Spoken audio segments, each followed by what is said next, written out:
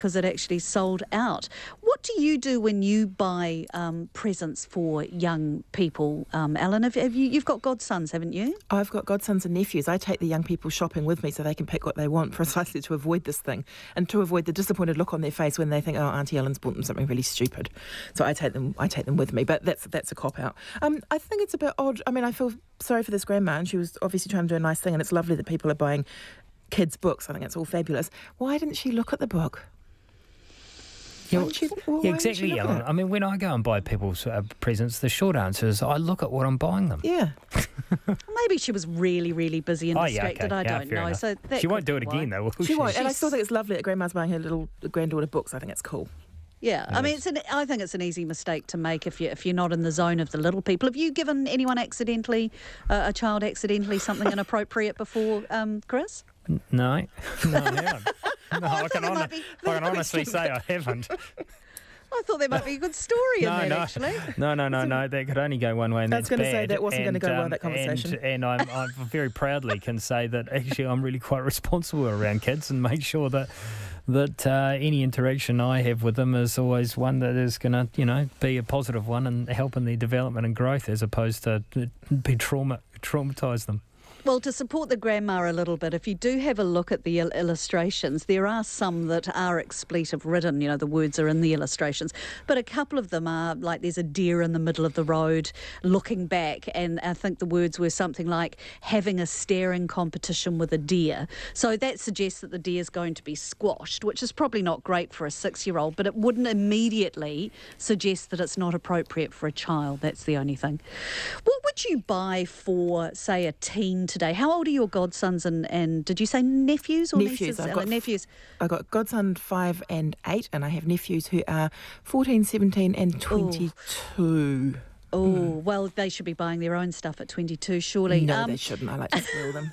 So what do you buy? I've got a friend who just buys vouchers, and I kind of think that's a bit of a cop-out. I kind of think it's a cop-out as well. So I normally ask them. I'm really boring and things like that. With the two little ones, I ask their parents because they always want Lego, and that's fabulous. I'm happy to buy them Lego. I think it's a great toy. But I always check with their parents which series they're into at the moment, what they want, and then I take them to the toy shop because that's really, really fun. With the older ones, with my nephews, the teenagers, I do tend to ask them because sometimes they're saving up for something quite big. My 17-year-old nephew's just bought a really nice bike because he is getting into road cycling and that kind of stuff. So I do ask. Yeah. What about money? Is that an all right present, do you think, Chris?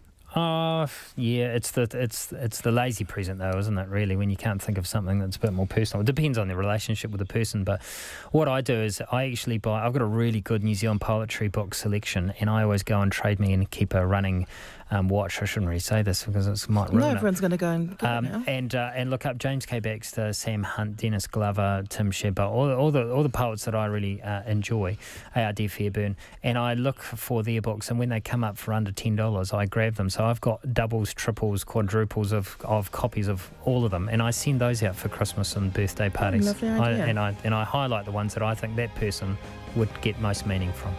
Excellent. That's wonderful. Really nice ideas. Nice place to finish. Thanks so much, you two. Chris Gallivan in Wellington. Thank you. And Alan Reid in Auckland. Both of you have an awesome weekend. You too. Thank you. And it is nearly 5 o'clock now. John Campbell is along in just a moment. And then we have news here on RNZ. Have a great, safe weekend. I'll be back next week, and Jim will be sprinkled within the week as well.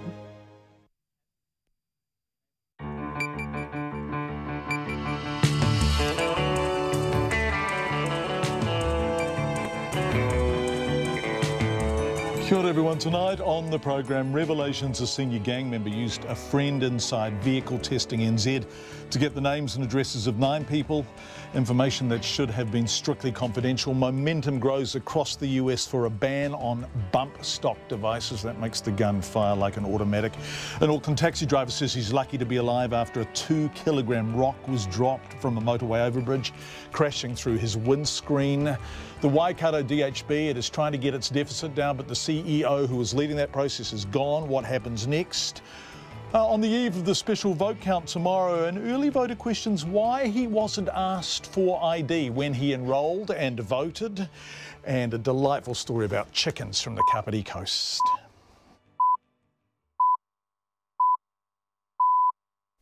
RNZ News at 5. Kia ora, good afternoon. Ko Katrina Batanaho. A senior gang member was able to access the private details of several people through a friend who worked at Vehicle Testing NZ. One of those cases came to light at the trial for the murder of an Auckland woman who was kidnapped and died after falling from a car boot. The Headhunters gang member was able to find out the identity of a man who called the police about gang members being on his street. Now it's come to light that the man got details of 8 other people. VTNZ issues car registrations and driver licences, so holds extensive private information about millions of New Zealanders that is not publicly available. VTNZ will not say whether it's told the victims of the privacy breach. The acting chair of the advocacy group, the Privacy Foundation, Gehan Gunasekara, says the breach is serious. Those people may have been at risk and they needed to be told that, hey, these guys have now got your details. The Privacy Foundation's Gehan Gunasekara. A 13-year-old boy was held in police cells overnight before being transferred to court, where hours later the charges were withdrawn.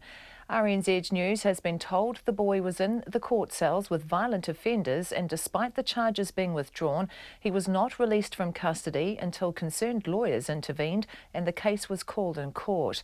Edward Gay reports. The police charged the young teen with endangering transport, a charge that carries a maximum of 14 years imprisonment. Under the Oranga Tamariki Act, police can only hold a 12 or 13-year-old if they're charged with an offence that carries a penalty of at least 14 years. The police say the boy was driving a stolen car, his driving was extremely dangerous, and he failed to stop for the police. He was driving on the wrong side of the road and on footpaths. The police say they decided to deal with the matter through the care and protection provisions of the Oranga Tamariki Act. The matter is now before the family court and police will not be commenting further. A lawyer spoken to by RNZ News says the offending described by police would normally attract a charge of dangerous or reckless driving. I tamaki Makoto ko Edward Gay aho.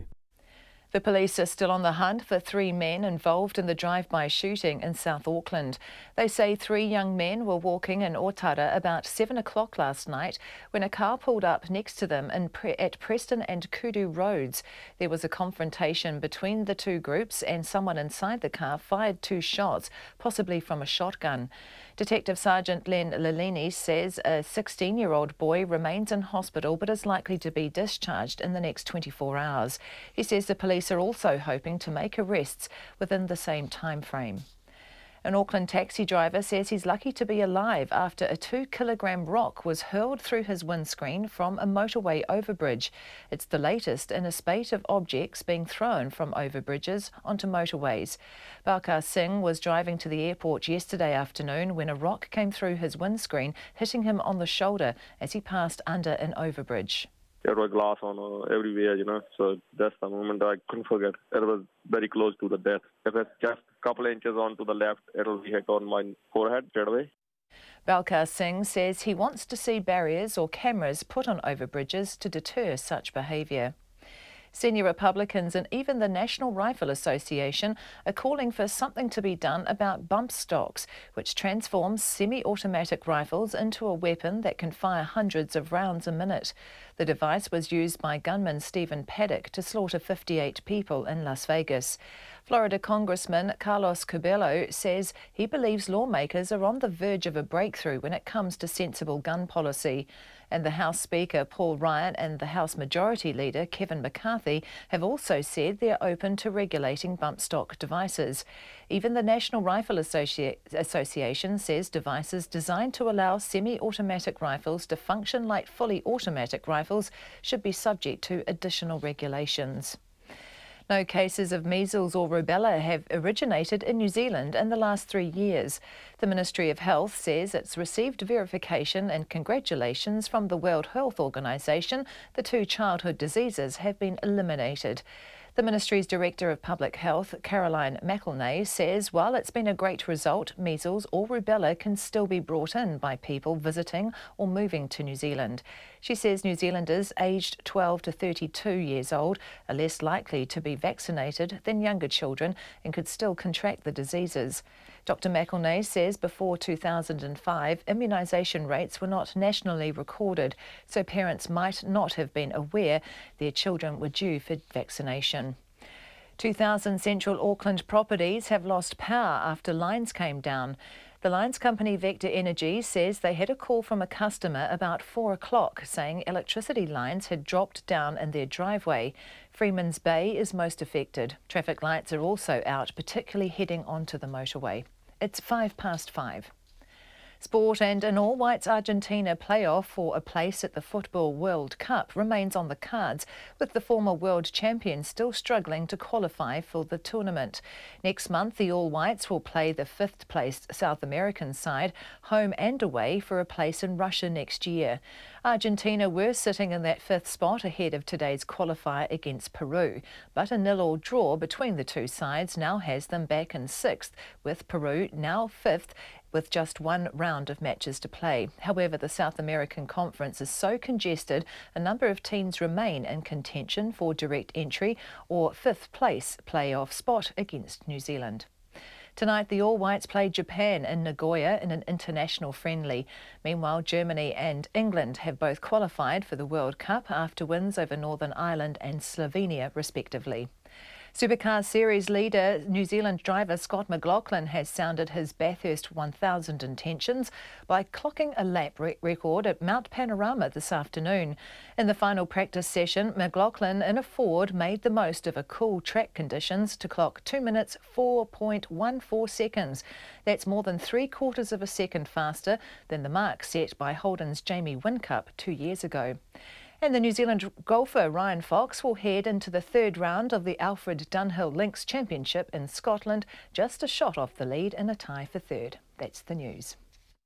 The votes of more than 380,000 New Zealanders have yet to be counted. Once they're in, what difference will that make to the final election result? Who will be up? Who will be down? Join us live on RNZ, online from 2 on Saturday, and on air after the 5 o'clock news for a special program as we analyse what the outcome of special votes means for political parties and the negotiations to form a new government. Met Service weather through to midnight tomorrow. Northland and Auckland often cloudy with isolated showers turning to rain tomorrow night.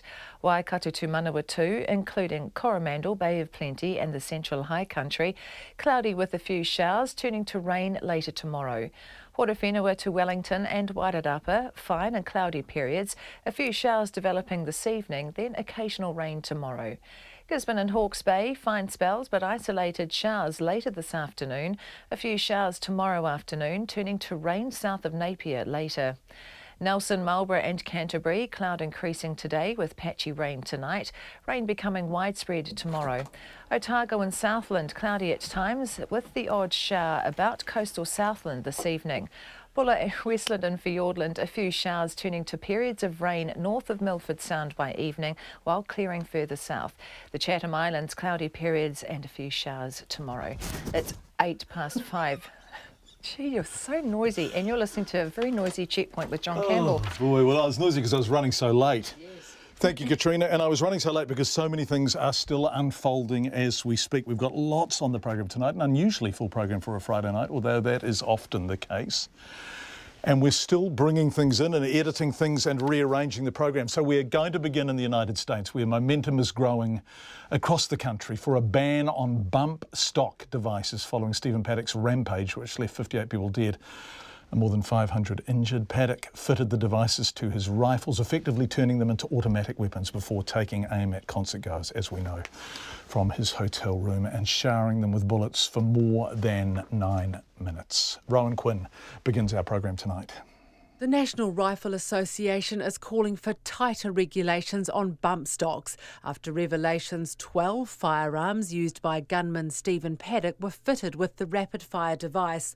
White House spokesperson Sarah Sanders says it welcomed a commitment from both political parties and multiple organisations to look at whether bump stock devices should be banned. We certainly welcome that, would like to be part of that conversation, and we would like to see a clear understanding of the facts, and we'd like to see input from the victims' families, from law enforcement, from policymakers, and we're expecting hearings and other important fact-finding efforts on that, and we want to be part of that discussion. We're certainly open to that moving forward. House Democratic leader Nancy Pelosi says gun laws need to change immediately. Ban the bump stocks this is something we've all are learning a lot more. Mike Thompson has been on this for a while, and he being a gun owner and a Vietnam vet, a wounded Vietnam vet, so somebody with real standing on how to use guns.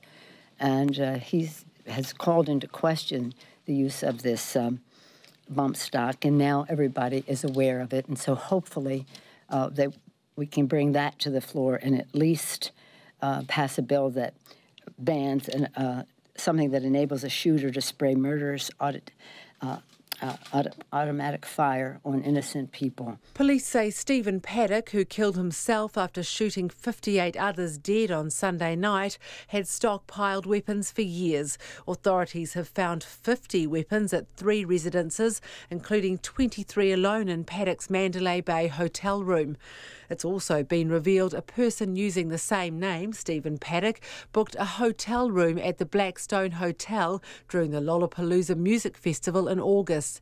Paddock's room overlooked Grant Park, but Paddock never turned up.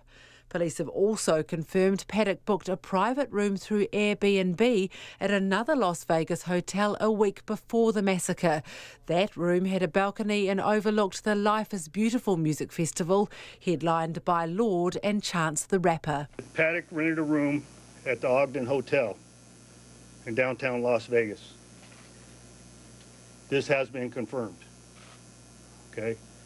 Reasons that ran through Paddock's mind is unknown, but it was directly during the same time as Life is Beautiful. We have recovered evidence from that location. We don't know if it is evidence, but we have recovered items in video evidence. And I don't want to, you know what, I'm using the wrong term. Evidence is not the term.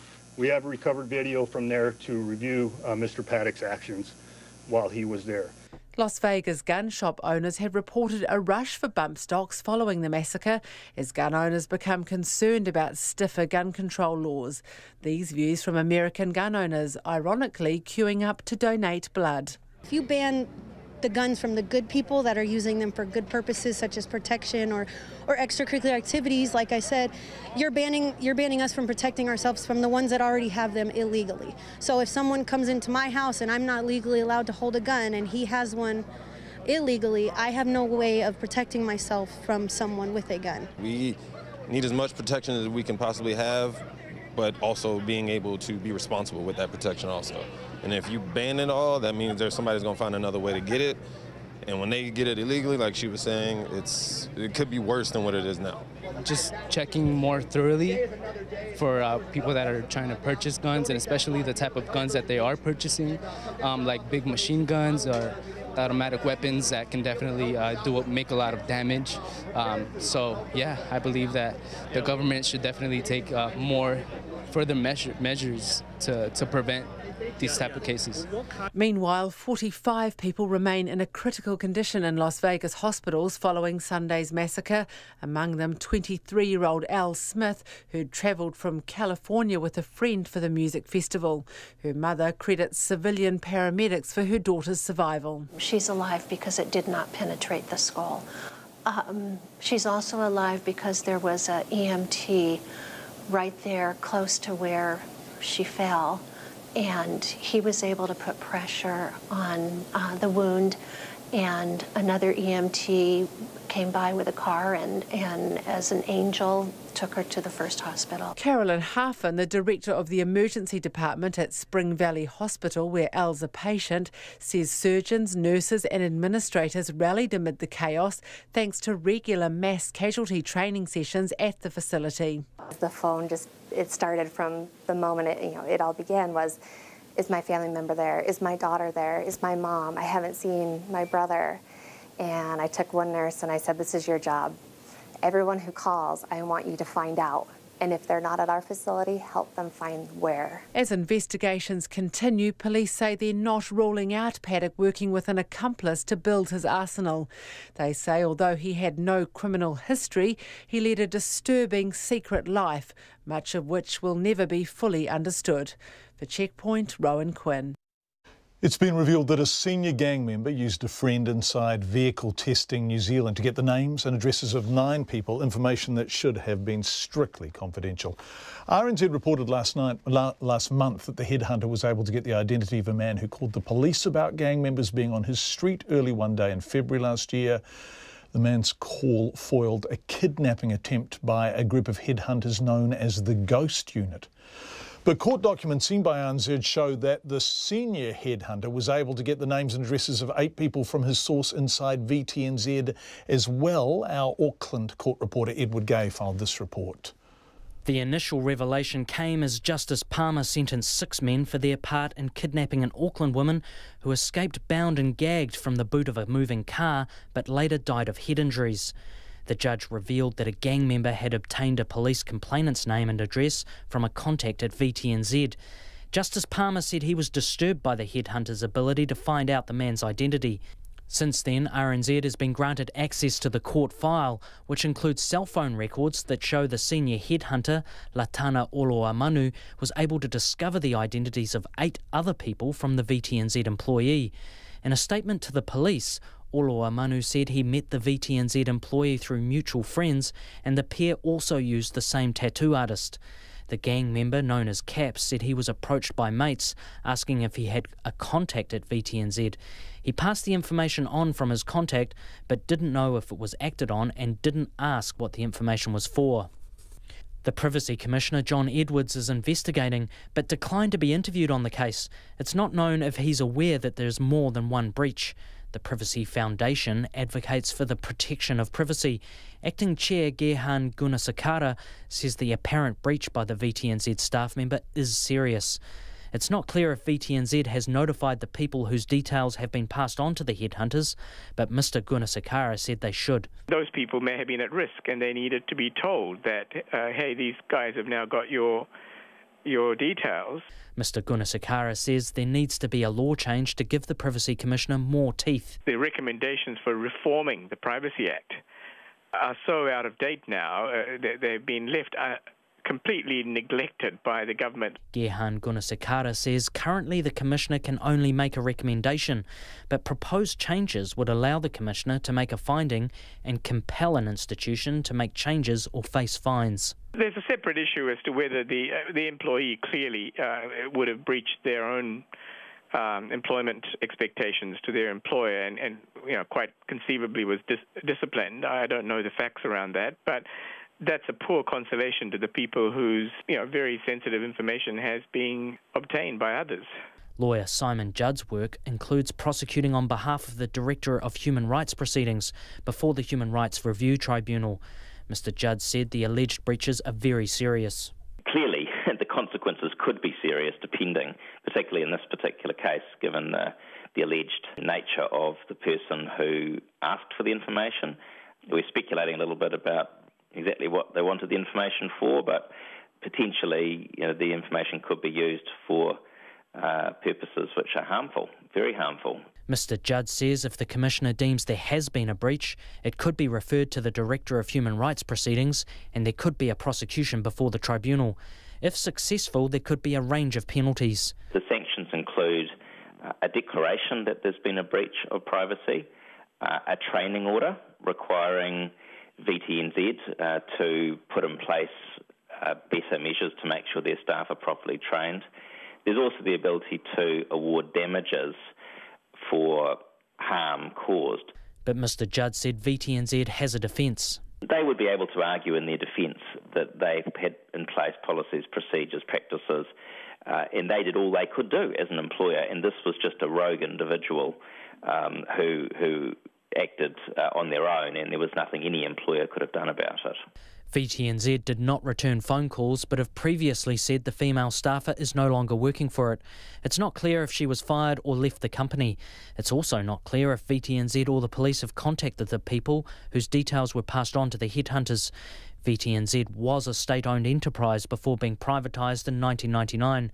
It's been appointed by the government's transport agency to carry out vehicle inspections and contracted to provide vehicle registration and driver licensing services.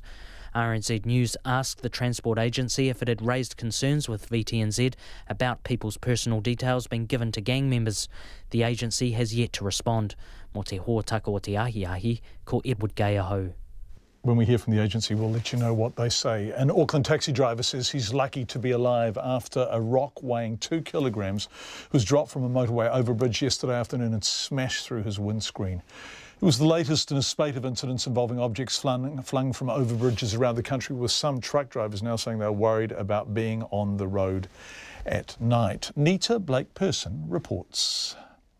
Balkar Singh was driving a customer to the Auckland airport just after 4 o'clock yesterday afternoon when he says he noticed 3 people, aged between 10 and 15, gathered on the Beda Drive overbridge in Mangere. Soon I passed on the bridge, I thought, okay, I'll be safe. But soon I got onto the other side. They threw the rock, came straight to the front windscreen and hit me on the shoulder. So that's all.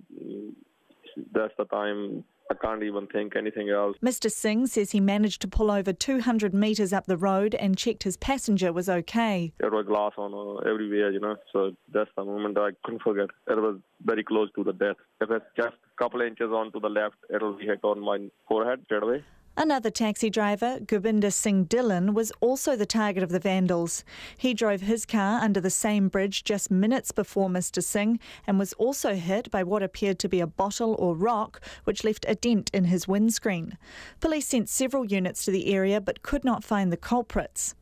It was just a few months ago that the driver's colleague, Gagan Singh, was also hit. It was almost similar sort of rock, and there were 3 kids, and same place as well, same timings. And I remember that was during the school holidays. Almost everything is same. Police say there have been many similar instances recently in other parts of Auckland, and they are taking them very seriously. But it's not just Auckland where drivers are being targeted. The Road Transport Forum Chief Executive Ken Shirley says there have been instances along the Kapiti Expressway north of Wellington and near Mangatawhiri in Waikato. Drivers are reporting that it's happening at night, often several nights in succession. So it is a real worry, and drivers are becoming increasingly nervous on some of these routes. In 2005, a driver was killed when they were hit by a piece of concrete thrown from an overbridge above a South Auckland motorway. Mr Shirley says overbridges overseas often have protective cages, but he hopes it doesn't come to that here. The cost of that would be phenomenal. Of course, we'd all have to pay for it. Often they look ugly and obtrusive. That might be the ultimate measure, but surely we can be a more responsible society than that. But Balkar Singh says some action is needed and wants to see either screens or cameras put up to deter offenders. In the meantime, he says drivers need to take extra care while driving near overbridges. I think it's not safe to be driving around on that area. You have to keep on looking. If anyone you saw on the top of the bridge, that means something's going to happen. The police say they've boosted patrols around Auckland overbridges and are urging anyone with information about the incidents to contact them immediately. In Auckland for Checkpoint, Cornita Blake-Person, TNA. 5:23. Did you vote? Did you provide ID when you did so? You don't have to. Did you enrol if you're younger or you're a new Zealander? Did you provide ID when you do so? You don't have to.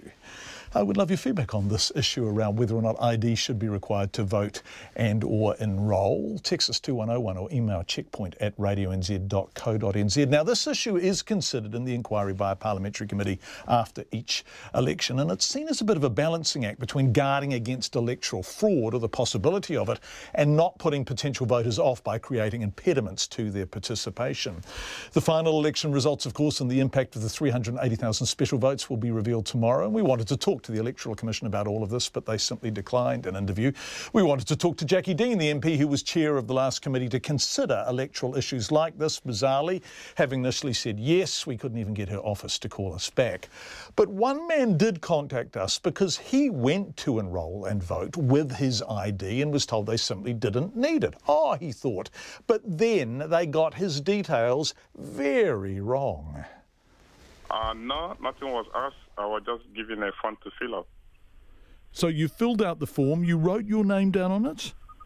Yeah, when I went there, I went with my driver license and my passport, and I presented it to them, but they don't really, so they give me a form to fill up. So I just fill up the form by myself, with my name and everything. Onikachi was voting for the first time as a New Zealander and enrolling to do so. No ID required.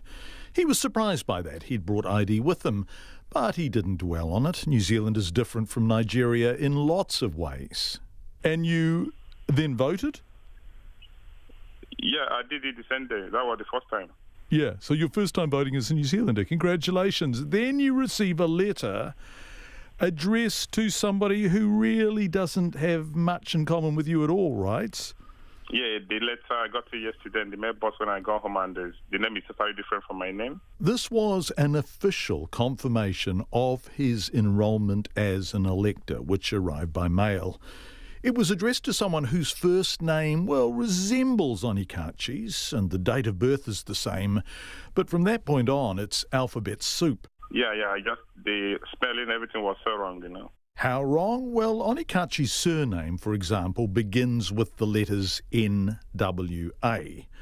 The person who'd been enrolled begins with the letters HIR. Is your name Omyikichi Bonyuti Hiranko? No. It's totally wrong. It's a wrong name. Quite wrong. Yeah. It's clearly human error, an inputting mistake or something. But Onikachi was struck by the fact that a person who doesn't actually exist is now enrolled to vote in New Zealand. Is that a system vulnerability? And he's not alone in wondering that. Well, I must say I was also surprised because I went down there and I did have my early vote card, you know, the easy vote card. But actually I didn't get to bring it out because I just said Meichin and they just went straight in, found my name, ruled it out and then called out the number and gave me the voting slip. And I must say I was surprised by that too. So I went and had a little look at it and it appears that no voter ID is actually required. And remember, Mei Chen's surprise was at being allowed to vote without ID. Onikachi also enrolled without ID. Now, Mei Chen has mixed views on this. In her role as chair of the Super Diversity Centre, she thinks enfranchisement and participation are utterly critical, and any barriers to that are problematic. More on that in a moment. But on the other hand... Well, I have to say that I think voting is so special. We only do it once every 3 years. And I think it's such an important right of citizenship, although in this country you can also do it if you're a permanent resident, that actually if you have to front up with ID when you go to a bar or a pub, I think you should be able to be required to front up with voter ID. I don't want somebody else taking my name and voting on my behalf. I don't want to be caught up in a situation where I'm contacted because somebody else has sought to try and vote under my name. I just think it's a problem that can be easily solved. This was considered at some length by the inquiry into the 2014 general election conducted by the Justice and Electoral Committee, whose 45-page report contains a section on voter identification. Several submissions called for more robust identification requirements when voters turn out to cast their ballot to prevent fraud and personation. Personation is where an individual votes in an election pretending to be a different elector or votes again after having already cast their vote. Back to the report. Some submitters suggested that photographic identification be required. But the committee observed personation rates were very low and that acting against what has so far only been a tiny risk posed a potentially greater risk.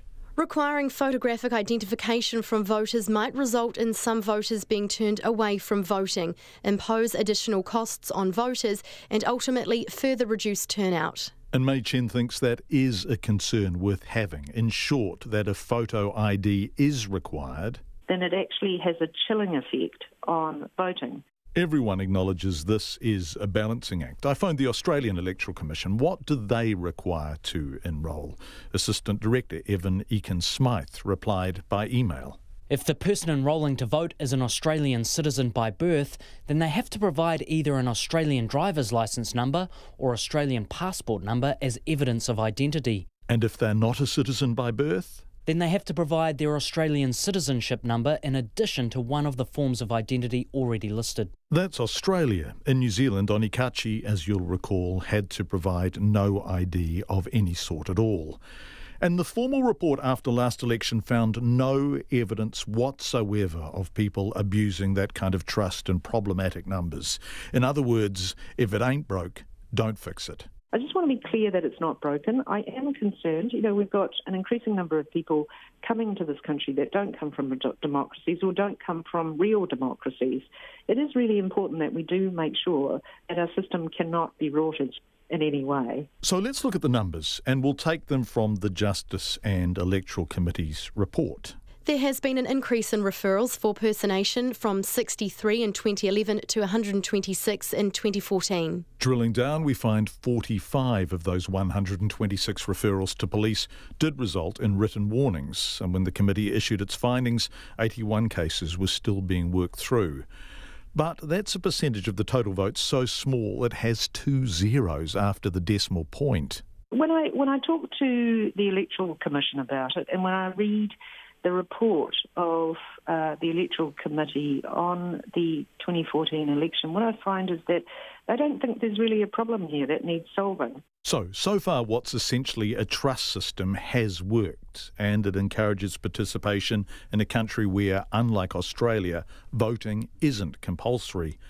But Mei Chen says that doesn't mean it's not vulnerable, should people choose to exploit it. In 2013, we had a census. In that census, 90,000 people said they spoke no English. Not English as an additional language, not English as a third or fourth language, not English badly, just spoke no English. All I'm saying is that you're then a person who's been here a long time, you're trying to get a lot of votes for a particular party. You say, well, look, there's a whole bunch of people who don't speak any English at all. I'm just going to go and say to them, well, why don't I just cast the vote for you, for all of you? I mean, we prove our identity all the time in society, so I would have thought it would be a relatively easy thing to do.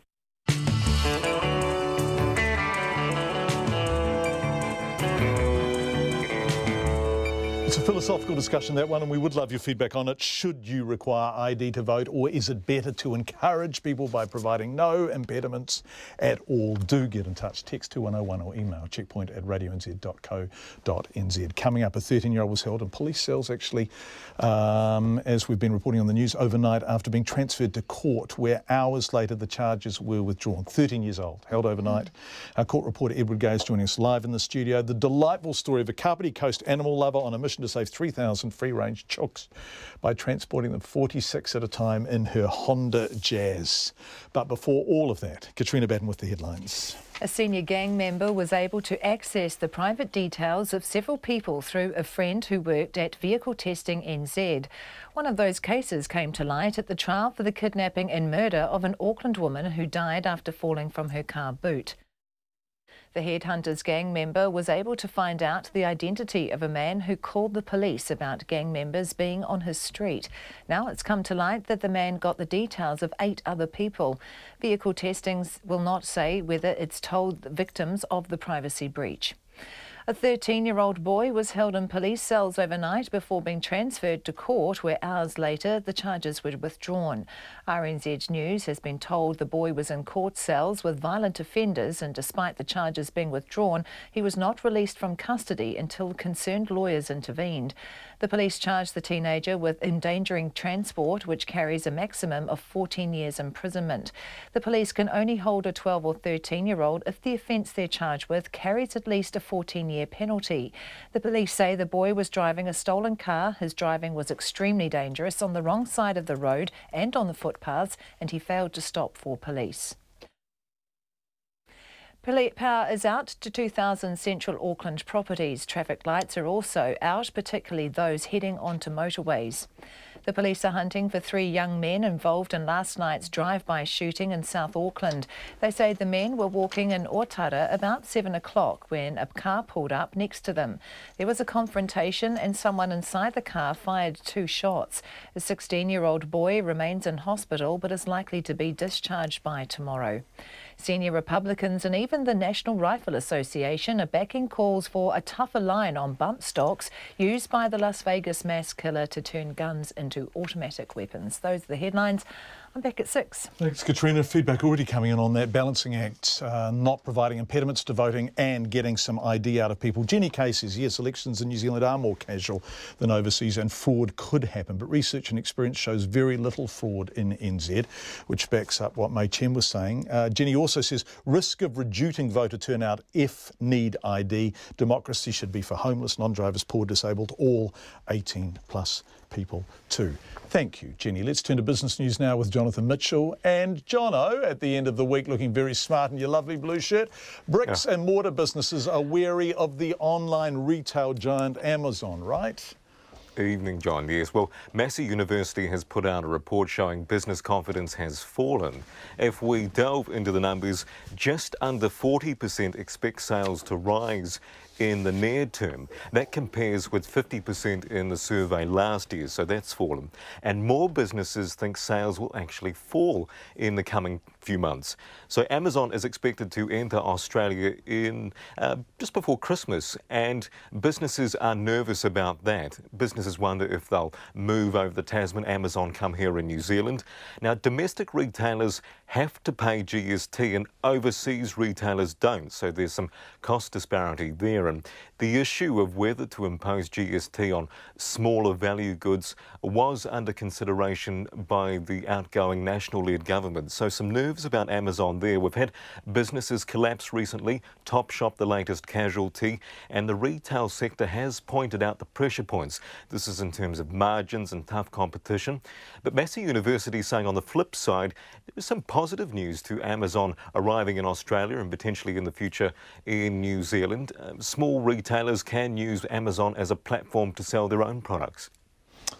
Oh yeah, it's a fascinating business, this one, isn't it? And a really interesting discussion. Has the share market hit 8,000? I haven't caught up with that, Jono. We were talking about that yesterday.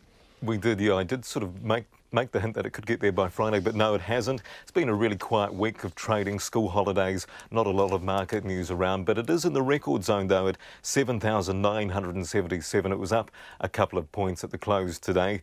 We've been speaking to some analysts about the share market and the symbolic record of 8,000. They're saying the rate of growth in the local exchange has been around 16% so far this year, so that's quite strong, been happening the last few years, but unlikely to stay at that kind of rate of growth. The economy is good, interest rates are low, and there's been a solid set of company earnings reports come out, and some market darlings such as A2 Milk showing some strength this year, so that's keeping investors happy. But no, in terms of 8,000, still a bit to go, possibly next week. And what the dollar do today? Did you say that? Sorry, I was just welcoming Edward Gay into the studio. No, we've got the dollar to go. Mixed at the close, 71 US cents. 91.5 Australian. That's business for the week. Yeah, thanks, Jonathan. Really nice work this week. Jono Mitchell doing business from Wellington. As I said, Edward Gay is sitting beside me because a 13-year-old was held in police cells in Auckland overnight before being transferred to court, where hours later the charges were withdrawn. 13-year-old in police cells. RNZ News understands the boy was held in the court cells with violent offenders until about midday today. Our Auckland court reporter Eddie Gay has been looking into the story. And Eddie, welcome. What happened at midday?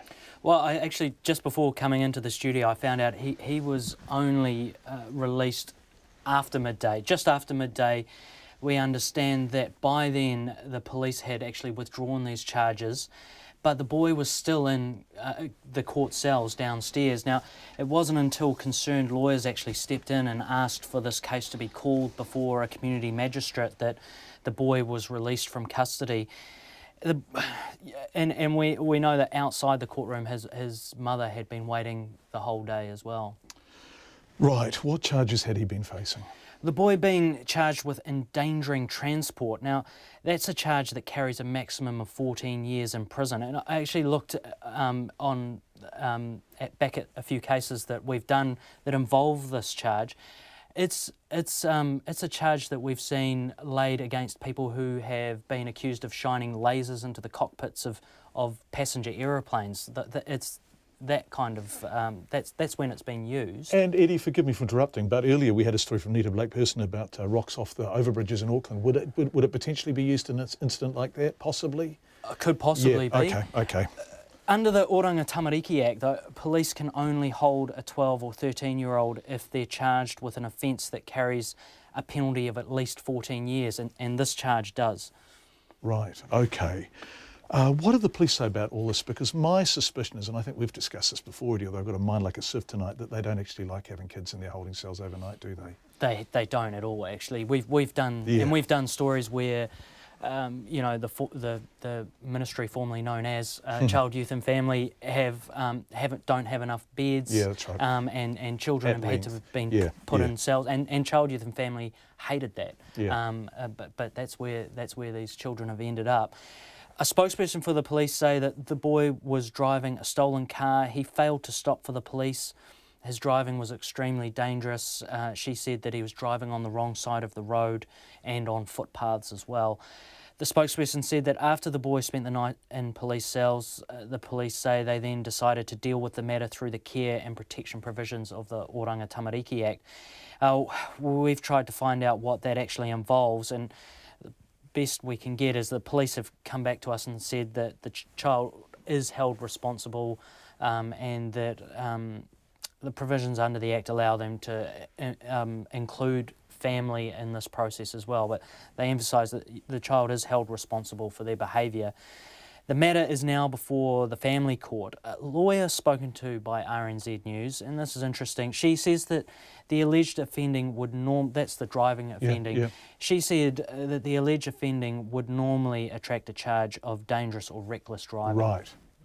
And if it was a dangerous or reckless driving charge, and I'm extrapolating here, Eddie, and you might not thank me for that, they wouldn't be able to hold them overnight in the cells, would they? It carries a maximum less than 14 years. Right, okay. Edward Gay, great work today. You've been frantically busy and Checkpoint has been the beneficiary of it. Thank you. Thank you. Eddie, really appreciate it.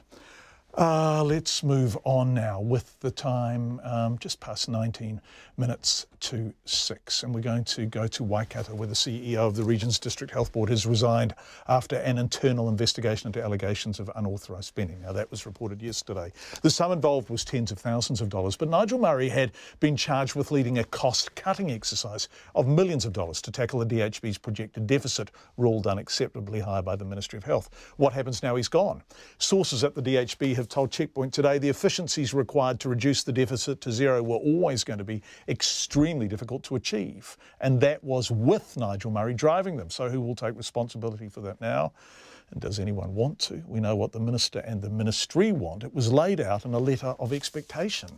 DHBs need to budget and operate within allocated funding and have clear plans to improve year-on-year financial performance. Signed, Jonathan Coleman, Health Minister. It continues. You and your board must monitor and hold your chief executive accountable against these expectations. That letter was sent to the chair of the Waikato DHB at the end of last year. So the board was required to hold the CEO accountable against performance expectations, including fiscal ones, obviously. But the CEO has gone suddenly. And to understand what kind of pressure the DHB's new CEO would enter, consider this. Here's DHB board member Dave McPherson speaking on Checkpoint about the initial projections around their 17-18 deficit. Look, it's $32.5 million. That's what we've been told. That was the figure we asked the board's chair, Bob Simcock. 32, I think, would have been the figure. But, and this is the challenge, the Ministry of Health wouldn't accept that. There was a clear indication that we're expected to meet our normal obligations, which is to live within our means. Message received and understood. Without fully detailing the efficiencies that could achieve this, the projected deficit just disappeared. Our intention is to deliver a break-even budget to the government. Clearly, our initial work through the budget identifies significant pressures, but we will be presenting a break-even budget. $32 million deficit, then break-even, then in the hands of the Minister. This year, the Waikato DHB is actually going to be in surplus. With Nigel Murray gone and a new CEO possibly some considerable time away, Waikato must now turn minus $32 million into break-even or surplus without clear efficiency plans, despite a strong sense amongst senior medical personnel that there aren't large efficiencies to be found, and in the absence of anyone obviously prepared to drive those efficiencies. A senior DHB source speaking off the record told Checkpoint that cuts will have to be imposed, and they can't see anyone with the will to impose them. That echoes what Dave McPherson told us in August. The reality is that our staff are being told to find savings that they just can't possibly achieve. And that was with Nigel Murray in charge, a CEO with a reputation for being the ministry's man in Waikato. So without him, no one would talk to Checkpoint on the record, and we couldn't obtain Board Chairman Bob Simcock at all. But this is what he told us in August about how efficient the Waikato DHB already is. Look, overall, we would be figures that we get in terms of the overall cost per person treated, that we are probably on the more efficient end of the DHB community. Already efficient, more efficiencies required, no CEO to drive them. Dave McPherson wouldn't talk to us today, but this is what he told us last time he was on Checkpoint. I mean, that's putting massive pressure on patients and staff, and I think it's going to break soon if it keeps going like that. It's 5:45. You are with Checkpoint on RNZ. Lots of people saying New Zealand has it just right around not requiring ID for people to vote. Thank you for your feedback. More coming up. The police are still looking for the 3 men in relation to a drive-by shooting where 2 shots were fired, injuring 3 in South Auckland. One 16-year-old boy is still in hospital after 3 were taken to Middlemore Hospital last night. Neighbours at the Kuru Road and Preston Road intersection in Otara say they're in the dark about the incident and they haven't heard from the police about what they should be doing. Laura Tupou has been there. Neighbours say the area is no stranger to action. People drinking, smashing beer bottles, yelling in the early hours of the morning. But they say last night was the first time they've known of shots being fired. The police say 3 young men were walking on the street at about 7 o'clock when a car pulled up next to them. There was a confrontation between the 2 groups and someone inside the car fired 2 shots, possibly from a shotgun. Jonathan Marire lives with his family on the street. He says during the day and at the weekend, the footpaths around the area are normally filled with children. But today, it's a bit quieter. Got my 2 daughters and my son, which they play out here all the time. You know, this is their playground.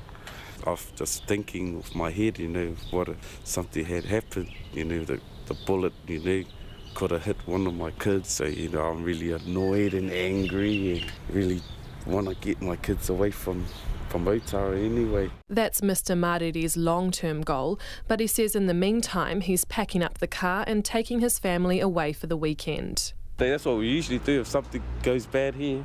We usually just pack up and come back another day. Joseph Koteka lives next door and he was at home last night and saw it unfold. I just thought someone chucked the firework bomb. Got scared and everybody was looking around. What did you do after you saw what happened? I just froze. What just happened? And I went to go see if those boys were alright. And they were just, didn't look like they were hurt at all. They were still walking. I spoke to some primary school aged children who also witnessed what happened. They told me they stopped and then ran home to tell an adult. They've been told to play at home today. 9-year-old Marina is one of them. I feel safe with my grandma and my grandpa, and maybe I should listen to them to not go on the road because it's busy, so to stay inside the house. Marina's granddad, Te Vita Katoa, says they needed to know more from the police about what was going on during the frightening incident. When the police was over here, we don't know what's going on. So the police didn't tell you anything? No. They didn't tell us what's going on. But when my son told me that they were shooting in the corner of Preston Road and Kuru Road, and that's why he rings straight away. No, we okay. Oh, we don't, that's how we know.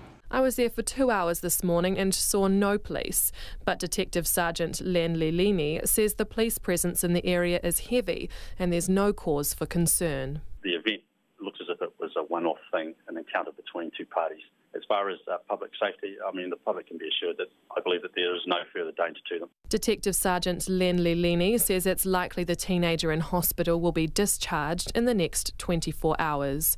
Mō te hōtaka o te ahiahi, ko Laura Tupou aho. Let's head to North Canterbury now, where some farmers suffered such bad land damage in last November's earthquake they can no longer graze stock in some places.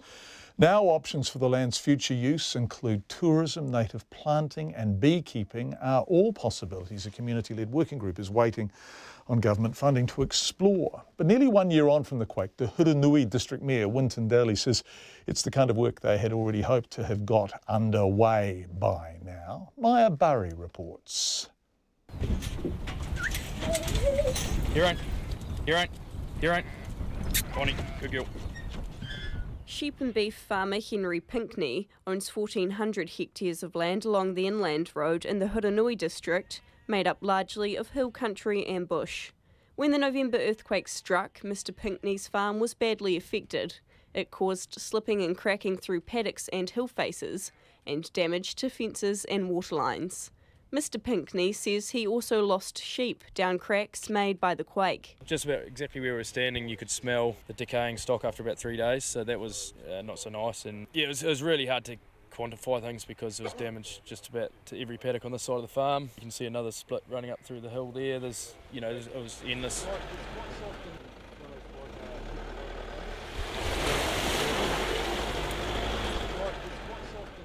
Winding its way through the farm is the Mason River, and as Mr Pinckney points out on a drive around the property, several fault lines. Mr Pinckney says in order to let his land properly recover, so loose debris and sediment doesn't slip into the river, he has stopped grazing stock in some areas and is doing planting work to restabilise the ground. It is significant. There's been a big change. It's going to affect the way we farm into the future, and yes, and we're not alone. There's a number of farms affected like this. Just down the road is sheep and beef farmer Grant Barbara.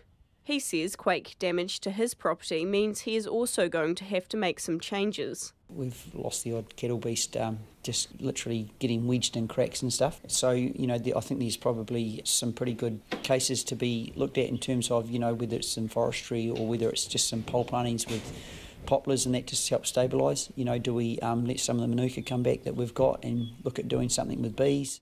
In May, the Ministry for Primary Industries announced a $5 million fund to help farmers and growers who have quake-damaged land look at their options. $4 million from the initiative was set aside for community-led projects. The Huranui Mayor, Winton Daly, says a group including farmers, local council and industry representatives applied for funding to carry out recovery research in the Kaikoura, Marlborough and Huranui districts. But Mr Daly says nearly 1 year on from the quake, they are still negotiating a contract with MPI and haven't started the work. So there's geotech work to do, there's economic analysis to do to understand the viability of whatever alternative that people see as a good option for them. So that work, none of that work started. We don't even have a contract with the ministry for that funding, and so it's still going to be some time before anything actually happens that can assist the farmers. That's the frustration. An MPI spokesperson, Justine Gilliland, says it aimed to have all contracts for community-led projects awarded by September 1st. But she says that was an ambitious target, and they now expect to start signing contracts this week, allowing some groups to begin work. The focus that we have here is very much about long-term recovery. MPI provided relief in the immediate aftermath of the earthquake through some other mechanisms, and this fund was designed about looking to the long term. Ms Gilliland says a fund to help individual farmers get up to $5,000 worth of professional advice on damage to their properties is already open, and she encourages them to make use of the service. For Checkpoint, Maya Burry. You can hear more about the Kaikoura earthquake recovery on Insight this Sunday morning after the 8 o'clock news. We turn now to a delightful story of a Kapiti coastwoman on a mission to save 3,000 free-range chickens, or as many of them as she can. Helen Whitfield lives in Otaki, not far from the farm, where the chooks have stopped producing the amount of eggs needed to make them financially viable as layers. Helen runs Ellamore Farm Animal Rescue and is rounding them up and taking them home in her Honda Jazz 46 at a time. She's hoping to rehome as many of them as she can before they become dog tucker. They get to a certain age and they have to be moved on, otherwise their production is lower than their orders, so they need to have new chickens coming in to replace them. And that's the farming business, right? Yes, that's right. When you say they have to be moved on, not normally in a Honda Jazz, right? No, not in a Honda Jazz. Yeah, I could do with a ute. That's the thing, John. I could really do with a ute. And so you go and pick them up in your Honda Jazz. Yes. Oh, don't sound sure. I just reckon you're the bee's knees doing this. How many chickens can you fit into the Jazz? At least 46. And what do they make of being in a car? Do they behave themselves? They do, absolutely. They settle, as soon as they start moving, they just crouch down and settle, and they're fine on the 10-minute journey to my place. And so you get, how many did you say you had? 46? 46, yeah. And then you get them to your place, and what do you do with them? Well, I have a big coop that if I pick them up later in the afternoon, I put them straight into the coop. Otherwise, if I pick them up early in the morning, they just go straight into my paddock. And because I've got other chickens in the paddock, they just hang around and just walk around and find out where their bearings. So today we just did find an egg in the middle of the paddock. So, yeah, they still have to find where they are supposed to be laying their eggs because they're used to their normal routine. Have they ever been in the paddock before? Yes, they do. They're from a free-range farm, so they get let out every afternoon to forage in a paddock. And then what happens to them? So how many have you got so far? I haven't counted up how many I've rehomed so far. We did 55 just this morning, and we have at least another 100 over the weekend. So I would say probably near the 250 mark at the moment. Good for you. And they're just going to locals, are they? They are. Well, actually, no. They've actually got a lady picked up 45 this morning, and she's delivered them to a whole lot of people in Taranaki. And one lady came all the way from Taramanui today. You're joking. That's a big old drive. It is, eh? Yeah, what did she have, a Honda Jazz? What did she have? I don't know. I think she had a ute. Well, she's just showing off, wasn't she? And how many did she take? She took 8, yeah. Well, she didn't need a ute, did she? She should have left you the ute really. and should have taken your That's Jazz. Right. She could have taken the Jazz. What is it about chickens you love? I just think they're fascinating. They all have different personalities, and these shavers are so friendly, even though they've been in a farm environment. I walk into the paddock and I just call them and they come running. They're just a great family chicken, and I really, really love them. They're just amazing. Yeah, I find them very endearing birds. I don't know why. They just... They're both singular and kind of domestic too. I mean, they go about their own thing, don't they? But if you ask them to do something, unlike my dog, which ostensibly has a much larger brain but doesn't understand anything I say to it, a chicken seems to get it, right? They do. And I have a chicken called Cinnamon who I rescued from the mud because I do my nighttime checks. And this chicken hadn't come into the coop at night, and she got herself stuck in the mud because we've had so much rain. And she was covered in mud, and so I brought her inside and I gave her a bath and I blow-dried her, and now she thinks I'm just the bee's knees. So she's my favourite chicken at the moment. I think you're the bee's knees too, Helen. Oh, thanks, John. Really nice to talk to you. How many more chickens are you hoping to get out? Well, we have to the end of the month. So people need to, we've been inundated with calls, which has been fabulous, but I am limited on how many chickens I can take, how many times in my Honda Jazz. So I do not have 3,000 chickens here, which I think some people think I do, but I don't. So I am limited to how many I can actually get here too. But as soon as they're coming here, they're being adopted straight out again.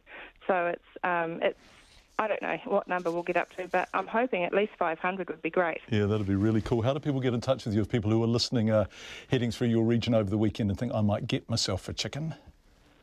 Well, they can go to my Facebook page, which is Ellamore Farm Animal Rescue and Rehoming, and send me a message, or they can send me a text message instead of ringing, because I'd prefer people to send me a text message to 0275 808 948.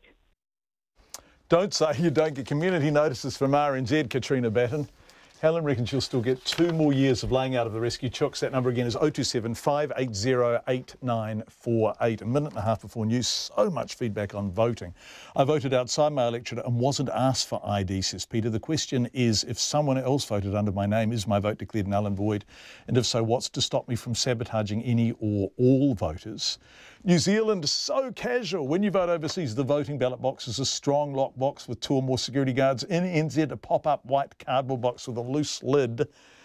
This from Kathy. John, just heard your story about requiring ID for voting. It sparked a long discussion in our office before the election. Even though we are all long-time voters, none of us knew that you didn't need ID. We found out by going to the website and were surprised to find out none was needed. It sparked a similar discussion to that in your report. We all concluded we would feel more comfortable if ID was required, says Kathy. I found it strange, says Garth, that not only was my ID not required, but they didn't even ask for my Easy Vote card. All this is unrelated. I think it should be compulsory to vote, said Garth. If you had to have proof of residence and therefore obtain a photo ID, it would disenfranchise the homeless, says Rosie. And Andy says, I advance voted with my elector card and the elderly man with the book and the ruler claimed I was the person on the line below. Same last name, but no, please check again and don't cross out the person above, said Andy. Thank you all for your feedback. We love hearing from you. You can text us on 2101 or email checkpoint@radionz.co.nz. And we have to say this is a very civilised discussion, this one. We like that. It's 6 o'clock. RNZ News at 6. Ngā mihi nui, good evening. Ko Katrina Batanaho. A senior gang member was able to access the private details of several people through a friend who worked at Vehicle Testing NZ. One of those cases came to light at the trial for the murder of an Auckland woman who was kidnapped and died after falling from a car boot. The Headhunters gang member was able to find out the identity of a man who called the police about gang members being on his street. Now it's come to light that the man got details of 8 other people. VTNZ issues car registrations and driver's licences, so holds extensive private information about millions of New Zealanders that is not publicly available. VTNZ will not say whether it's told the victims of the privacy breach. The acting chair of the advocacy group, the Privacy Foundation, Gehan Gunasekara, says the breach is serious. A 13-year-old boy was held in police cells overnight before being transferred to court, where hours later the charges were withdrawn. RNZ News has been told the boy was in the court cells with violent offenders, and despite the charges being withdrawn, he was not released from custody until concerned lawyers intervened and the case was called in court. The police charged the young teenager with endangering transport, a charge that carries a maximum of 14 years imprisonment. Under the Oranga Tamariki Act, the police can only hold a 12 or 13-year-old if they're charged with an offence that carries a penalty of at least 14 years. The police say the boy was driving a stolen car. His driving was extremely dangerous, on the wrong side of the road and on footpaths, and he failed to stop for officers. The matter is now before the family court. The Defence Force has delivered 2 more tonnes of supplies to Vanuatu today to help thousands of people displaced by an erupting volcano. 12 tonnes of supplies have arrived over the last week from New Zealand, including hygiene kits, portable toilets and tarpaulins. More than 10,000 people evacuated from the island of Ambai have found refuge in the surrounding islands of Espiritu Santo, Maiwo and Pentecost. A Defence Force spokesperson says New Zealand always stands ready to assist its Pacific neighbours at times like this. The Foreign Affairs Minister, Jerry Brownlee, says officials would continue to work with the Vanuatu government over the coming days to determine how New Zealand could assist further. The police are still on the hunt for 3 men involved in a drive-by shooting in South Auckland that left 3 other people injured. The police say 2 teenage boys and a young man were walking in Otara about 7 o'clock last night when a car pulled up next to them at Preston and Kudu roads. During a confrontation, a person inside the car fired 2 shots, possibly from a shotgun. A 16-year-old boy remains at Middlemore Hospital. A 14-year-old and a 21-year-old have been discharged. Detective Sergeant Len Laleni says they're getting close to identifying the men in the car. The event looks as if it was a one-off thing, an encounter between 2 parties. As far as public safety, the public can be assured that I believe that there is no further danger to them. Detective Sergeant Len Laleni. New Zealand has been praised for eliminating cases of measles or rubella originating within the country. However, the World Health Organization says officials must not get complacent. Jacob McSweeney reports. Robert Hall from the global health body says New Zealand is just one of 7 countries to get the WHO recognition. While there have been cases of measles during the last 3 years, they have come from overseas. Dr. Robert Hall says the disease can still spread if immunisation isn't kept at high levels. He says people need to remember the dangers of not being immunised, as 1 in 5,000 children not protected will die. The Ministry of Health says 90% of New Zealand children and infants have been vaccinated. Ko Jacob McSweeney, tēnei. A New Zealand woman hit by a 2-tonne tractor crane in Australia remains in a critical condition in a Brisbane hospital. Juliana Stevenson, who's 27, is formerly of Christchurch. Shocking CCTV footage shows Miss Stevenson crossing an intersection and being run down by the tractor crane in a hit and run in Brisbane on Thursday morning. Channel 9's Jessica Millwood reports. The very confronting CCTV captures the moment of impact. The young woman was crossing a road at Bowen Hills in the early hours of yesterday morning. She almost makes it to the other side of the road when she's struck by that heavy machinery. The driver drives a little way up the road before he stops, before he then drives off as this woman lays, not moving on the road. The driver from Queensland Rail handed himself into police yesterday. He was questioned by officers, but so far no charges have been laid. As for Ms Stevenson, she is still in a critical condition surrounded by her family. Jessica Millwood from Channel 9 in Brisbane. It's 6:05. Sport and the All Whites coach Anthony Hudson says Japan's attacking style of football is a key reason he wanted to play tonight's match in Nagoya. The international friendly is New Zealand's last game before next month's intercontinental playoff, where a spot at next year's World Cup in Russia is up for grabs. With his side set to play the 5th-placed nation from the South American Confederation in that 2-legged playoff, Hudson says playing Japan makes perfect sense. This game poses a test that's very, very similar to what we're going to face in November from an attacking sense. So this is as I say, it's an ideal game for us, but certainly on the attacking side, this is the test we're going to get tomorrow that's going to suit us. Anthony Hudson. Tonight's match kicks off at 11:20. The All Blacks midfielder Sonny Bill Williams says a fault in his tackling technique has been ironed out and potentially at just the right time. Williams has taken note that Frenchman Jerome Garces is the referee for their last rugby championship test against South Africa in Cape Town on Sunday morning. The same ref who sent Williams off in the second test loss to the British and Irish Lions for a no-arms tackle. Williams hasn't re-offended in the rugby championship, having started in all 5 of the side's wins, and says he's worked hard on changing his tackling technique since becoming the first All Black in 50 years to be sent off in a test.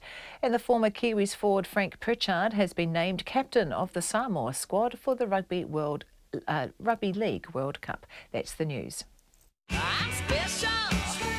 Tonight on Nights, we're counting special things with our Sonic Tonic. Yes, special things, special feelings, special memories, special on our Sonic Tonic. Something for the weekend. We get the lowdown on the Mount Buskers Festival in Mount Maunganui. And in Country Life, we talk soil and salami. That's tonight on Nights, following the news at 7 with me, Paul Brennan, in for Brian Crump on RNZ National. Met Service weather through to midnight tomorrow. Northland and Auckland, often cloudy with isolated showers, turning to rain tomorrow night. Waikato to Manawatu, including Coromandel, Bay of Plenty and the central high country, cloudy with a few showers, turning to rain later tomorrow. Horowhenua to Wellington and Wairarapa, fine and cloudy periods and a few showers developing this evening, then occasional rain tomorrow. Gisborne and Hawke's Bay, fine spells but isolated showers later this afternoon. A few showers tomorrow afternoon, turning to rain south of Napier later. Nelson, Marlborough and Canterbury, cloud increasing today with patchy rain tonight, rain becoming widespread tomorrow. Otago and Southland, cloudy at times and the odd shower about coastal Southland this evening. Well, Westland and Fiordland, a few showers turning to periods of rain north of Milford Sound by evening, while clearing further south, and the Chatham Islands, cloudy periods and a few showers tomorrow.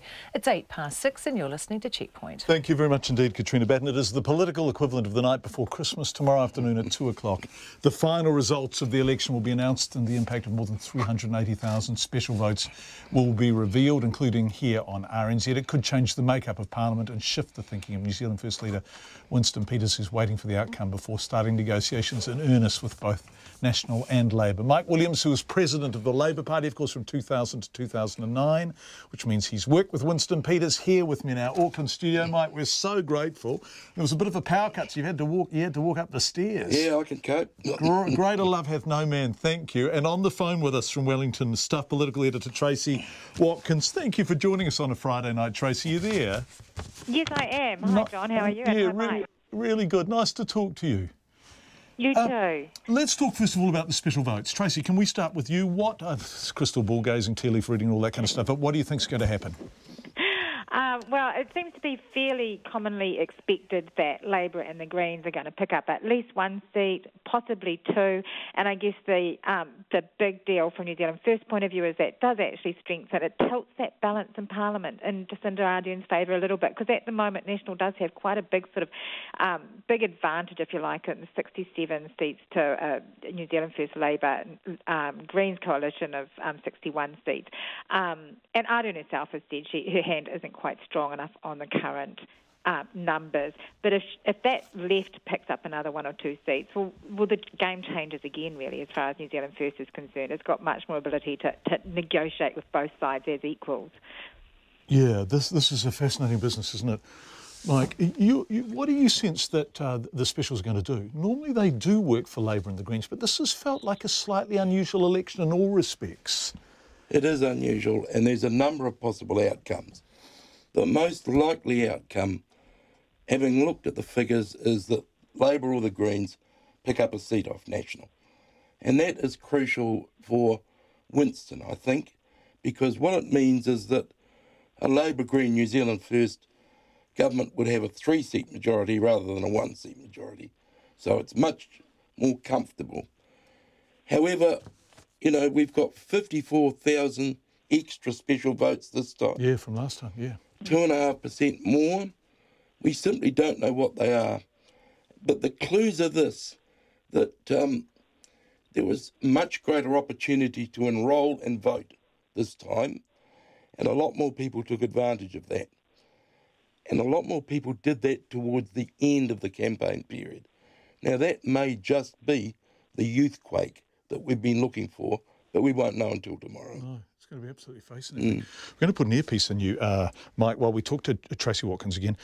Tracy, everyone's trying to second guess Winston Peters. How long have you been a political reporter for? It's about 20 years, actually, which I'm almost too ashamed to admit. Well, no, I think you should be very proud of a tremendous track record over that 20 years.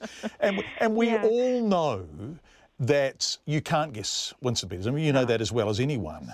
But the point you're making and the point Mike's making is that the specials may be material in terms of giving him a majority, which means that you can't have one backbench MP going feral and pulling a whole government aside, right? And that is going to be important to him. And I think, you know, as I said, Jacinda Ardern herself has admitted that 1-seat buffer is probably not enough for comfort. And if you look at Winston's history, he is going to be worried about that. He will want to know that that whichever side he goes with does have a sound majority, and at the moment that would steer him towards National.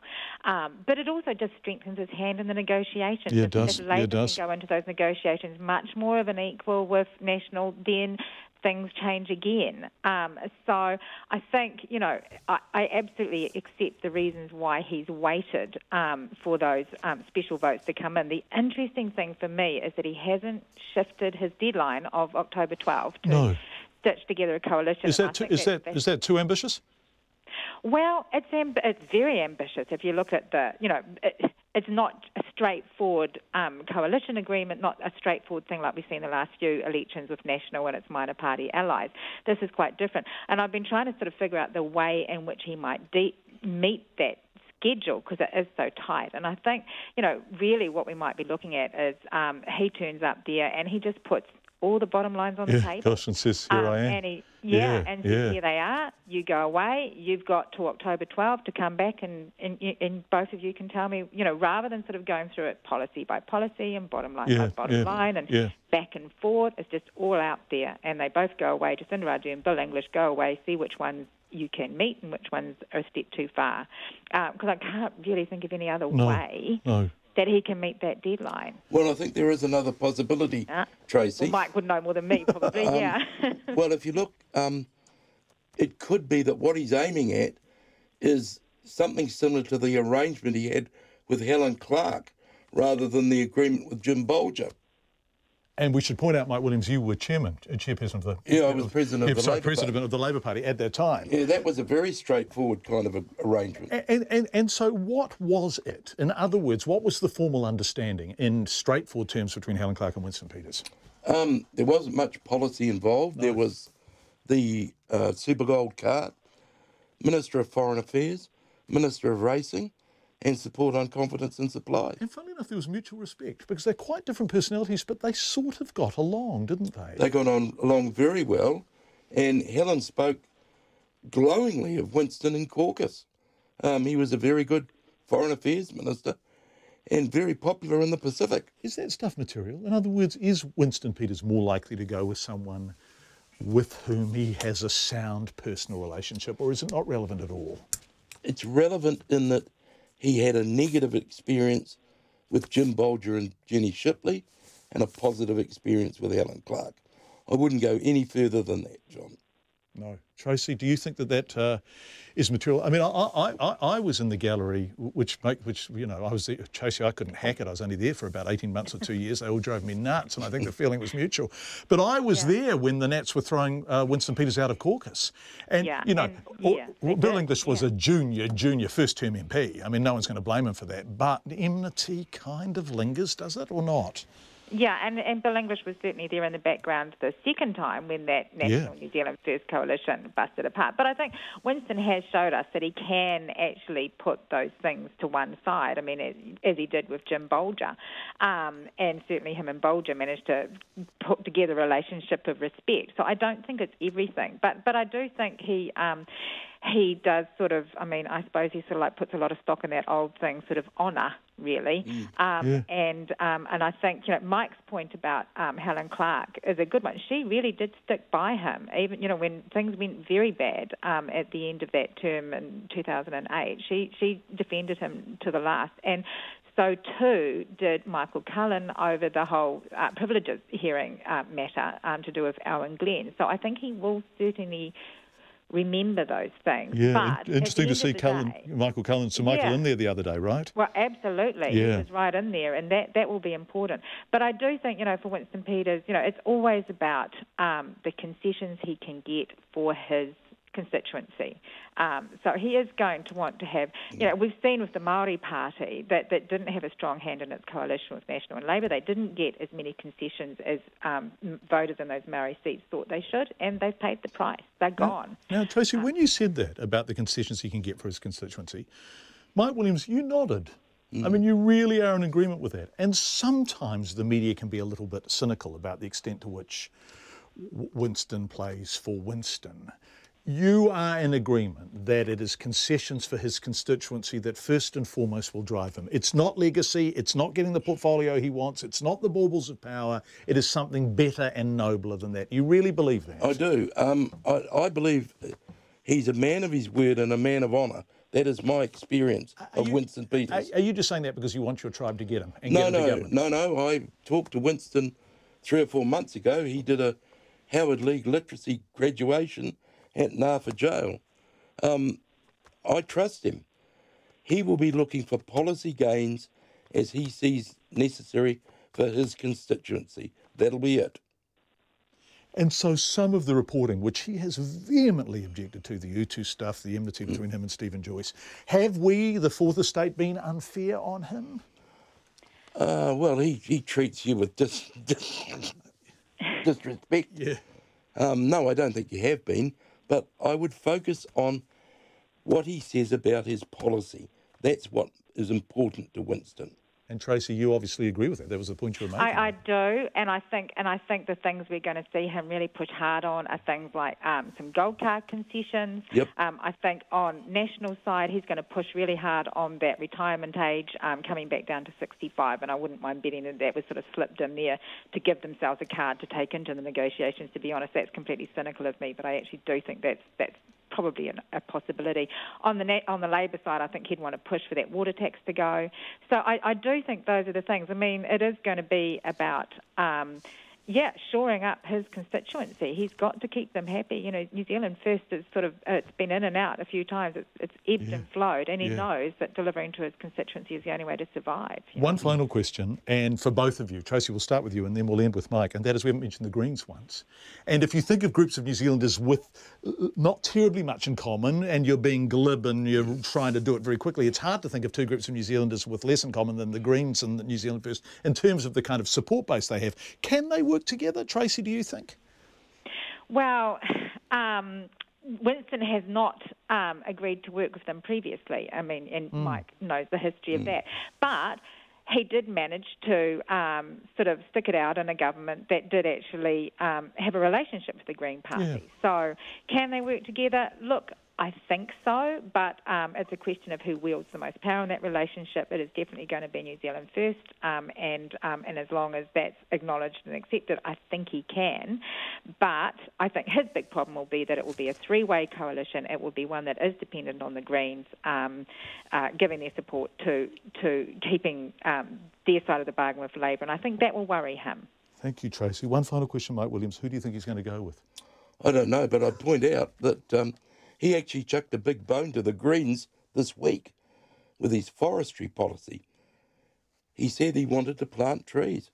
That is core Green policy. Mike Williams, who was president of the Labor Party from 2000 to 2009 and has worked with Winston Peters in that regard and knows him well. And Tracy Watkins, who is Stuff's political editor. Thank you both so much for joining us on a Friday night. Really fascinating conversation. Enjoy yourself tomorrow, Tracy. It's going to be an amazing day. It is, and I'm assuming the negotiations will get started on Sunday, so it'll be all go. All go. Thanks Tracy. Really appreciate it. In breaking news, police are currently responding to an incident on Ngāti Maru Highway in Thames. A woman has been taken to hospital in a critical condition. Police say they were called to the address at approximately 4 p.m. and are currently at the scene working to establish what has occurred. It's believed the offender is known to the victim and police are making inquiries to locate him. If you're listening and you know the victim, you will also know who the alleged offender is. The police would really appreciate any information. It's official. The potential deadly diseases, measles and rubella, have been eliminated from New Zealand. But while our vaccination rates have drawn praises from the World Health Organization, officials are warning people not to be complacent. Measles cases are still being brought into the country, prompting fears that people who aren't immunised could be at risk of catching it. Jacob McSweeney has more. New Zealand is one of just 7 countries to have officially wiped out homegrown cases of measles and rubella, according to the World Health Organization. However, the Health Ministry's Director of Public Health, Caroline McElnay, warns that we aren't out of the woods just yet. It does mean that we can get cases that come into the country from overseas, but we've got sufficient immunisation coverage that the disease won't take hold and become sustained. For immunisation from measles, rubella and mumps, 2 doses of the vaccine called MMR are needed. Dr McElnay says among New Zealand's children and infants, 95% have had the first dose and 90% the full vaccine. But there have been 14 cases of measles this year coming into the country. Dr Caroline McElnay says the disease hasn't been able to spread from those cases because New Zealand's immunisation coverage is high enough to stop it. But there is one group that's vulnerable. Teenagers and young adults. So that's the group that would have received measles vaccine before our national immunisation register was started. And since that was started, we know that we've got really good immunisation rates. So that's a group that we've got less information about. We believe that the rates were lower then. What we want to do is increase immunisation in that age group. The Ministry of Health held a symposium today discussing how to boost immunisation levels among teenagers and young adults. Robert Hall is an official at the World Health Organisation and was there to talk to some of New Zealand's medical professionals. New Zealand has just gone through a process.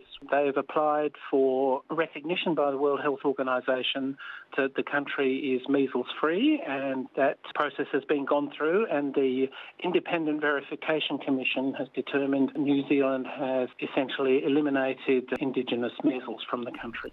Dr Hall has a message for those who don't believe in the need for vaccinations. As a young doctor, he treated a child who wasn't vaccinated and contracted measles that led to a rare and chronic disorder of the central nervous system. And I can tell you, you don't want any child to go through that. That was a result of not being vaccinated, getting the disease, and then getting one of the admittedly rare complications of disease. But measles is a serious disease. Even in developed countries now, 1 in 5,000 children who gets measles as a disease will die. Worldwide, measles kills almost 400 children every day, while over 100,000 babies are born every year with serious disabilities after being exposed to rubella in the womb. I te whanganui atara mo te otaka o te ahi nei, ko Jacob McSweeney tēnei. 24 minutes past 6, exactly. It's the holy grail of Australian motorsport, a Bathurst 1000 victory, and several New Zealand drivers are hoping to become the first Kiwi to win the famous race since Greg Murphy. 13 years ago, 2004, Australians call it the Great Race, and many on this side of the Tasman treat it the same way. Barry Guy has more on the 4 New Zealand drivers who are real contenders, Barry thinks, to be crowned King of the Mountain. The roar going up everywhere now. The lights are flashing for Murphy. It's a great job, isn't it? He's just done a fantastic job here. Well done, Greg Murphy. You can hear the cheers inside and outside the car as Murphy and Kelly make it 2 in a row. Beauty, mate. Well done. Greg Murphy did the double for Holden in 2003 and 4. The last New Zealander to win as lead driver at Mount Panorama. This year, the New Zealand dry spell is tipped to end. Scott McLaughlin arrived at Bathurst as the Supercars Championship leader, while Shane Van Gisbergen is the defending championship title holder. Holden driver Van Gisbergen has gone close a couple of times on the mountain. A few years ago, he was leading when the car let him down, while last year he finished second to Will Davidson. Been close, got the 12-hour there, which was special, but never the big one. But for me, when I'm there, I always just treat it like every other weekend. You know, I love championship. I want to win that. So last year it was just all about 300 points. Van Gisbergen is currently 5th in the Supercars standings, well behind fellow New Zealander Scott McLaughlin, who has been the outstanding driver this season in the Dick Johnson Racing Penske Ford. McLaughlin drove for Volvo for the last 3 years, with his best finish at Bathurst, a 5th in 2015. He was in contention last year until he was taken out by another car late in the race. The 24-year-old says it took a while to get over that disappointment. Yeah, it was a tough gig to take, but at the end of the day, you know, if we can bounce back this year and win, it'll be fantastic. But yeah, we'll do our best. I'm so excited. I feel like, you know, like I said, it's my best opportunity yet. If I can get it done, oh man, it'll be a dream come true. McLaughlin and co-driver Alex Premer finished second at the Sandown Enduro race last month. McLaughlin's teammate and the 3rd New Zealander in the race, Fabian Coulthard, is also firmly in the championship mix and finished 5th in Sandown to show his Ford has plenty of endurance pace too.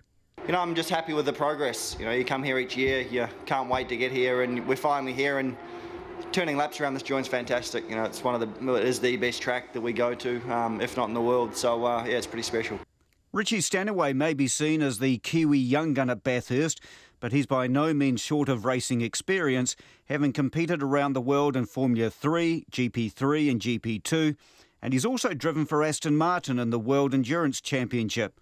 He finished 12th last year in his debut on the mountain, but this year he's in a very competitive car. Stanaway teamed up with Cam Waters in the ProDrive Ford to win the last round and the opening endurance race in Sandown last month. And Stanaway knows another strong performance would go a long way to securing a lead driver's role in Australia next year. Yeah, definitely. It's, you know, I haven't been too quiet about my ambitions for the future. So, you know, but at the moment my focus is on just getting through the next 2 races and doing the best possible job I can as a co-driver. And then, yeah, we'll just see what materialises after that. So what does the legend himself think? Greg Murphy believes all 4 New Zealanders are in with a genuine shot. Van Gisbergen and Campbell are right there as well. We've got Scott McLaughlin and Alexander Prema, who, again, they finished second at Sandown, and Richie Stanaway, who won Sandown, and only his second attempt at Sandown, he wins it with Cam Waters. They have become contenders. We've got Fabian Coulthard and Tony D'Alberto. They are genuine contenders. And it would no doubt mean a lot to the driver and New Zealand fans if one of their own is crowned King of the Mountain. For Checkpoint, Barry Guy. 28 minutes past 6, that brings us to the end of the week, and we're going to end it with you and your feedback on the issue of should greater checks and balances in terms of ID, for example, be required for people to enrol and to vote. Bill Rosenberg, hi Bill, says I'd strongly oppose stronger identity requirements unless and until it becomes a major problem. There is a major racket in the US where some Republican-dominated states have deliberately increased identity requirements to reduce the vote of low-income people more likely to vote for their opponents. We don't want to go there. So Bill says that. Lorraine Holden says, and I'm just clicking on the email, hi Lorraine, yes, we definitely should have to produce photographic ID when voting. I was amazed at how slack this is, not being asked for ID. The electoral staff seemed quite chuffed when I produced my vote card, as this was something unusual. People don't seem to bother to take it with them when voting. The system definitely needs tightening up. I know one family where the adult children have long flown the nest. One is overseas and one living in a completely different electorate, and they're both still registered at their parents' address, presumably with the right to vote in an election in which they do not live, or for someone else to vote using their vote card. And Hillary says, hello Hillary, many disabled people or those from other minority groups such as homeless people do not have ID, let alone a photo ID. It can be difficult and expensive to get it. There have already been numerous anecdotal reports of disabled people not being allowed to vote this time because, for example, they're non-verbal and cannot confirm their name. Don't make it harder for groups like these people to vote. That's the end of Checkpoint for this week. On behalf of our executive producer, Pip Keane, our producer, Catherine Woolbridge, our producer, Bridge Burke, our reporter, Zach Fleming, our social media person, Michelle Cook, our director, Kelvin Samuel. Show them a shot of yourself, Kelvin. There's Kelvin. Our soundie, Blair Stagpool, and his colleague, Rangi Powick, and our cameraman, Bradley White. Thank you for being with us throughout the week. We hope to see you again at 5 o'clock on Monday night. RNZ news headlines at 6:30. A woman has been taken to hospital in a critical condition in Thames. The police won't confirm the nature of her injuries, but say it's likely the offender is known to the victim and they're trying to find him. A senior gang member used a friend who worked at Vehicle Testing NZ to get the private details of 9 people. A 13-year-old boy was held in police cells overnight with violent offenders before the charges were withdrawn and lawyers intervened to have him released. The police have boosted patrols of Auckland's over-bridges after a spate of rocks being dropped on vehicles. In nearly all 2,000 central Auckland properties have power back on after an overhead line came down. Our next news and weather is at 7. November's 7.8 magnitude earthquake turned the heavy flow of tourists visiting Kaikoura into a trickle. We were busy and just the tap just went off.